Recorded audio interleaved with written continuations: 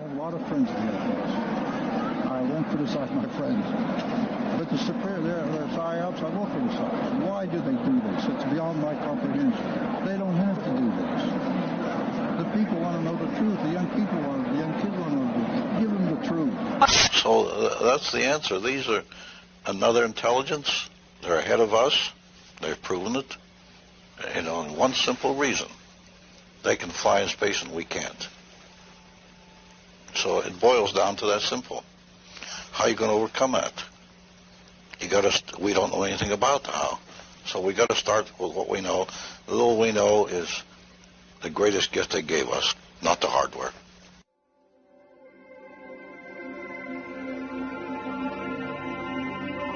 I wasn't at Roswell in 47. 47, I just come back from Italy. I'd been chief of security intelligence in Rome. And in the intelligence business, I was trained really by the British. I was an MI-19. So when I came back, I went to Fort Riley, Kansas. I was stationed there. It was a veterinarian post, and we still had horses. And I was instructor at the intelligence school, and we had an aggressor force. So one night, I was post-duty officer. Post-duty officer means that I was in control. For that night, I was the one that checked all the guards, checked all security areas. In fact, checked the whole post. I was the duty officer that night. And I went to the veterinarian section, and a sergeant I knew very well was sergeant of the guard that night. I told him, Sarge, how's everything around here? And he said, fine, sir. I told him, they told me to be careful to watch this area because you have a sense of something sensitive here. He said, you want to see it, sir? I told him, yeah, let's go look. And I knew this sergeant, he was a master sergeant. I went back, and there was 5 crates there, like 5 or 6, I think it was 5. I lifted one up, and here's this body there and floating in fluid. And I looked at it about 10, 15 seconds, not much more than that. So I put it back down and I said, Sarge, come on, get out of here now. I don't want to get you in trouble. Because I'm the duty officer, I can go around, walk around here. But you might get in trouble for coming back. Just come on, let's go. Come out with me. So we went out, and I told him, where did it come from, Sarge? He said, well, 5 trucks coming through here from an airfield in New Mexico, and they're heading for Wright-Patterson Air Force. Now, in those days, there weren't all these big roads now. In those days, Route 40 was about the only cross-country route. And the route that they took was Route 40, going through Fort Riley, Kansas, and then up to Wright-Patterson Air Force. And I said, well, stay away from her, Sergeant. I don't want you to get in any trouble. I told him I can walk around and see it. So, and I started to figure, what was that? First I thought it was a child, because it was small. Then I looked at this head and all, and this was only happened in a matter of seconds. Then I put the end back down. And the head was different, the arms were spindly, the body it was gray. So right at that moment, I figured, I don't know what this thing is. So like in the intelligence business, I just better put it in the back of my head here and wait till maybe in the future I get corroboration so I can evaluate what it is. So I promptly forgot about it. 10 years later, I was down there, commanded the range in New Mexico, in White Sands, the Army missile firing range, in northern, right near Trinity site, my headquarters was. So my own radar started picking up items going 3,000 to 4,000 miles an hour in this area. I had pencil beam radars which locked on the target. And the boys told me at about 3,000 or 4,000 miles an hour, quick acceleration, they break the lock. And that was one of the best radars we had during the time. So every time that would happen, once I notified our headquarters, they said, oh, forget it, we're not interested. So I figured I won't tell them anything anymore. So every time that would happen, I'd tell the boys, bring me the tapes. Because all my computers and my firing had a tape which gave the whole firing sequence. And then we could check it after if anything went wrong. See? So I'd tell them, deliver the tapes to me personally. And I'd look them over. And yet what they told me was true. Then I left and went to Germany. And I started picking up the same things in Germany, 3,000 to 4,000 miles over flying Germany. Again, the pencil beam radar would lock on, and all ones that lock would break. Just before that, I was 4 years at the White House, and I kept getting reports there. But they were just reports. I mean, and they weren't actually cast in any sense that you put them in a file and keep them all together. They just were sporadic reports that came through. Of course, I had all the clearances, so I'd get them. Even code reports I used to get and all. And I did get one time a report that NSA was getting signals from space, which were not just space noise or or unscrambled or something you couldn't read. They were really very perfect and looked like something was guiding them. There was a real message, but we were never able to decode it. This was a very coordinated message. It wasn't space noise or jam or jumble mumble or anything like that, or just noise coming. It was a pattern. So the evaluation it might come from outer space, some beings, and I got that report when I was at the White House, because I had the NSA clearances and all. And when I came back, General Trudeau pulled me in. He had reorganized research and development from a secondary mission logistics to a very compact, good unit, about 3,000 officers. It wasn't too compact. And then first when I reported in, I was a special assistant. Then he created the Foreign Technology Division about a week later and put me in charge of it. There I started getting the topsy reports. I started getting other crash reports, the artifacts I got. And by that time I established, and I visited the site here. But when I came to research and development, which was 14 years later, by the way, I inherited all these artifacts, and I inherited the reports, the autopsy reports from Walter Reed Hospital. Now, Walter Reed, there was a laboratory there, which was our laboratory, and we financed. That's who did the autopsies for us. But we didn't leave any copies to them. All copies had to come back to us, because after all, it was our lab. We financed it all.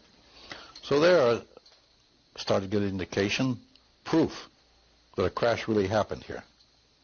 Of course, then I kept it quiet for 35 years. I had it both with the general, and I didn't reveal the names of people. Even he criticized me. He said, 35 years you kept a secret, didn't even tell your family. I thought, why should I tell anybody? No, the general told me, he said, Phil, let's keep it secret. When I die, though, I relieve you of my oath. 3 years ago, the general died. And I started putting all this on paper. And my grandchildren, he said, what did you do during the war? I said, I better leave them a legacy. Really, I had no intention of ever writing a book, being in the military like that. But finally it evolved and gradually moved up. I started to write, and it evolved into this finally. So that's the background, my background, and as I say, I had the evidence that a crash did happen here. And where did it happen? The site that I went to the other day was CNN. Because that's the one, I've been to that site now, that's the 5th time I've been there. The one I saw was at one of the air bases. Yeah, I'm not going to say where it was, but it was there. And that was it. I didn't go in it. And I say that I had a lot of information on what was inside. There was nothing I could gain by going inside and looking at it. I had the drawings, how it looked inside. I had what was in there. And really, to go in, it'd have been curiosity. And in those days, I didn't have the time for your curiosity. Wooler Smith is really the man that first put in my mind when nuclear binding coming apart on things. And he was a magnetic, really, he was a genius, and the Canadian government really treated him bad. And then I was supposed to go to his laboratory visiting because the general told me the general told him, Smith, he said, Colonel, I have a lot to talk about. I'll let the colonel come up and visit you at your lab on Mayberry on Lake Ontario. Well, I put it off. In 1962, I decided to go up. I called up, and they told me Mr. Smith died of cancer, and I never really got to go to his laboratory. But he gave us a piece of metal that he took from a flying saucer. You exchanged, didn't you? We exchanged, and he brought ours back later. I was going to ask you one last thing. If you only had a moment to speak in open congressional hearings to discuss what happened 50 years ago, what would you say? I say it happened, and I'd add on to that. Give us information to the young people of the world in this country. They want to hear it. They want it. Give it to them. Don't hide it and tell lies and make stories. They're not stupid. They're not young men that'll panic. In fact, my own nephew was a research director of DACO Corporation. He tells me, he says, Uncle Phil, why don't they tell us the truth? We're not going to panic and pull our hair out. And one good example of this, which I always tell, to prove this point, that the young people will want it and they're not going to panic, they want to hear this. And that's one of the reasons I wrote this. Even my own grandchildren now will see it. And I always prove it this way. I commanded a battalion of 1,500 men, combat battalion. Average age of my soldiers was 19 and a half years old. I told my exec one day, my God, Maine, we're sending babies into battle. And these kids, they fought the greatest armies in the world. They didn't run. They didn't panic. They stood there and fought. And why do you think they'll panic? They wanted this information. They deserve it. It's their information. It doesn't belong to the Army or the Department of Defense. It's theirs. If it's classified, take the classification off and give it to them. Who's covering it up now? I mean, is there any one organization? Look, I always say this. Now, here's what I say.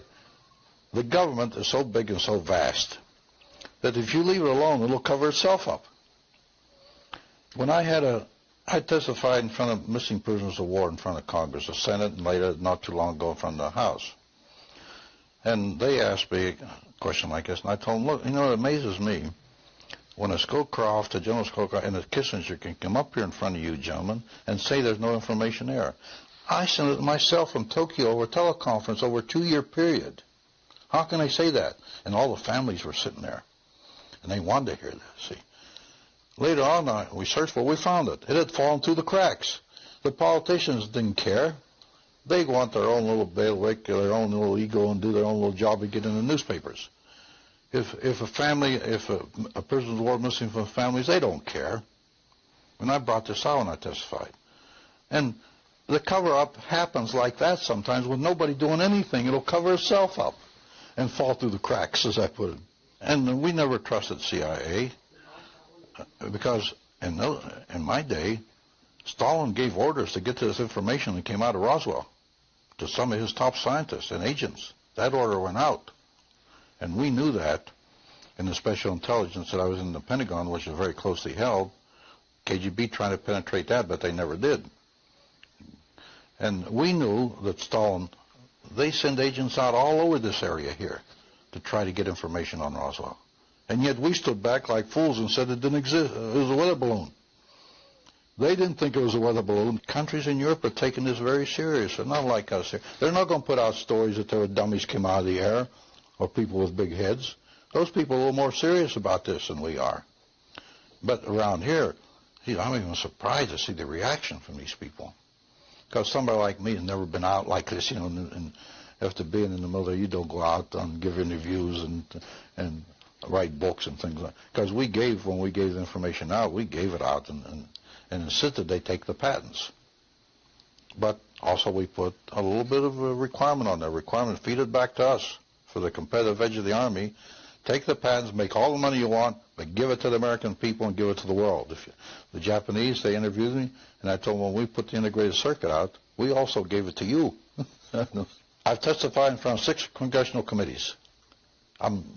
If they want me to, providing it's serious, and they're not going to put it in the archives and just put it away. And when I went to the Robert Kennedy Act, this is a provision I put on. I would testify if I'm over 4 years to the White House that something is done with it, not just Congress sitting up there for publicity purpose. I'll go any time they want to. There's no hitch on me, and I'll tell them anything they want, providing they're serious. I won't go up there to help a senator or congressman get elected. Look, there's a lot of stupidity involved. Let's face it. Maybe mine was a little stupidity. I kept this quiet so long, but I had an oath with the general that I wasn't going to talk to. He died 3 years ago. And also other people involved. And like I told you before, I don't reveal them unless they want to come forward as bills. There's enough electromagnetism in this world where it can draw. So the extraterrestrial, he's a little different. He's composed in a way of cells also, like humans are. This structure has some metallic surroundings, so it has to survive in space from debris in space, which keeps striking it constantly. It'll knock holes in it. So there's a little different strength there that will last a few more years. It is really almost a biological type of biological structure because the extraterrestrial fits in it. but made with a little more strength that's needed in the extra. Remember, these cloners that made these things made them in a way where they would fit in what they wanted to fit in. The ship itself is maybe a biological type structure because of the cell and the atom structure. But it's all created with more strength because it has to resist more. This being is protected in a way. Now, when this being comes in this world, he will wear a suit, skin-tight suit, which we found. His skin is atomically aligned, and his suit is atomically aligned. That's to repel radiation and harmful effects, even cosmic action. Since he doesn't breathe air, the ones that come alive in this world will have a type of helmet on them. And since he doesn't speak, he has no vocal cords, he will have something that intensifies a transmission that he maybe can communicate. Well, the body, the head really wasn't that big, but in portions of the body, a small body, it looked big. And the eyes, there was no nose or anything like that. It had spindly legs. So that was about it because I didn't have any autopsies. And I just put it off because I figured, well, maybe someday I'll get corroboration and be able to evaluate. Later, I got my hands on the autopsy report in 1961 when I took charge of the Foreign Technology Division from Walter Reed Hospital, our own laboratory. So there I start putting it all together. What did you read in the autopsy reports? Well, the nature of the body inside. Because before that I never knew that. They did an autopsy and they cut it open, all the brain and all. And the brain was different and most of the body was different. But no nose, no mouth, no ears, no vocal cords, no digestive system, no sex organs. So then we came to the conclusion that it was a humanoid clone. So that's, and as I say, when I saw the body, there was nothing else to go on. Later on, though, I got the autopsy reports that experts had done, our own experts. Discretion better part of valor. We just kept it to ourselves. Only certain people knew about it, head to head, brain to brain, no paper trail. And we were able to accomplish something. Now, discussions with the German scientists, we had discussions. General Trudeau told me one day, it took us 5 years to fully develop a transistor, because somebody else started, and the integrated circuit. If we didn't have the help, like Obert says, that we've been helped, and Smith said, the boys upstairs, it would have taken us 250 years. The message in my book that I like to see is that the younger generation look at this and see what we did and see the help we got from outer space, and these beings exist. And let the young people know that that's the future that they're going to be seeing and live with. And you got a good example. Mitchell already confirmed a lot of this. That's what I think the message of the book is and what I like to see it do. Let the young people, we're old, we're going to be gone. Let those young people, they need this help. They're going to be the ones that carry it on. It's been right. Only through our stupidity, we didn't do it right. Now it's coming out. And look how it's snowballing. The general public is not stupid or dumb. They can recognize a lie or the truth. Give them the truth. I'm trying to tell the younger people, this is it. Not people like me. I'm 82 years old. What's going to make them? But these three, my little grandchildren, they got to know this. They're going to be living this in the future. Let them know how it started, where the seed came from. Intentional or unintentional doesn't matter. It came. That's all. Whether they gave it to us or not is not important. We got it. We had it.